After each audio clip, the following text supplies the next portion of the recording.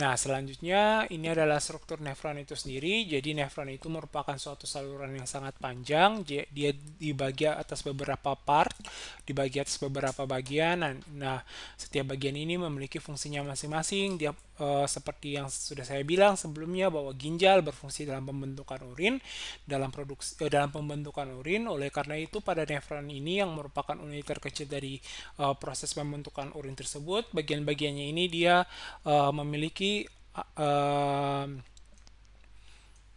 memiliki tingkat permeabilitas yang berbeda terhadap berbagai larutan tertentu yang nanti akan kita bahas pada materi selanjutnya.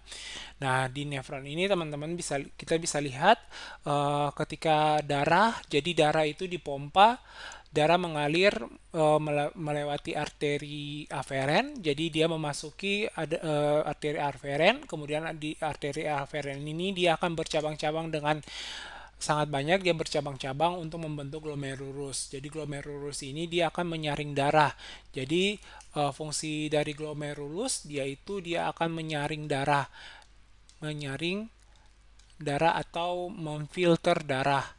Nah, selanjutnya ada struktur yang berbentuk seperti kapsul, yaitu kapsul Bowman, disebut dengan kapsul Bowman, yaitu dia menampung darah yang disaring di glomerulus. Oke, kemudian darah yang tidak tersaring itu akan keluar melalui arteri eferen.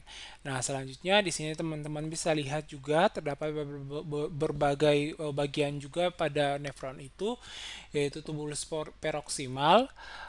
Uh, Kemudian dari tubulus peroksimal yaitu dilanjutkan ke lengkung Henle. Di lengkung Henle ini ada lengkung Henle turun atau descending dan lengkung Henle naik yaitu ascending, di mana kedua lengkung Henle kedua lengkung Henle ini baik lengkung Henle turun maupun naik dia memiliki fungsi yang berbeda-beda dan permeabilitas yang berbeda-beda terhadap senyawa dan air.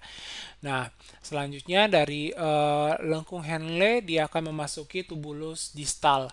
Oke, jadi dia akan memasuki tubulus distal dan urin yang terbentuk dia akan dialirkan dia masuk ke uh, tubulus collectivus atau collecting duct. Oke, jadi dari tubulus distal dia akan masuk ke collecting duct. Nah, collecting duct ini dia merupakan muara dari berbagai juga nefron yang lain, berbagai saluran tubulus distal yang lain. Dari sini, dari sini, dari sini ya dia akan masuk ke collecting duct atau tubulus collectivus. Dia mengumpulkan, dia mengkoleksi. Jadi selanjutnya dia akan dialirkan setelah dia ini adalah collecting duct ya. Jadi setelah urin terbentuk dari collecting duct, maka dia akan memasuki bagian pelvis dari ginjal. Oke, dia akan memasuki bagian pelvis dari ginjal, kemudian urin yang sudah terbentuk terkumpul di bagian pelvis ini dan dialirkan ke kantung kemih melalui ureter. Oke. Nah, begitulah terkait dengan struktur dan fungsi dari sistem renali. Selanjutnya kita akan mempelajari terkait dengan pembentukan urin di ginjal pada materi atau video yang berikutnya. Terima kasih semuanya, tetap semangat.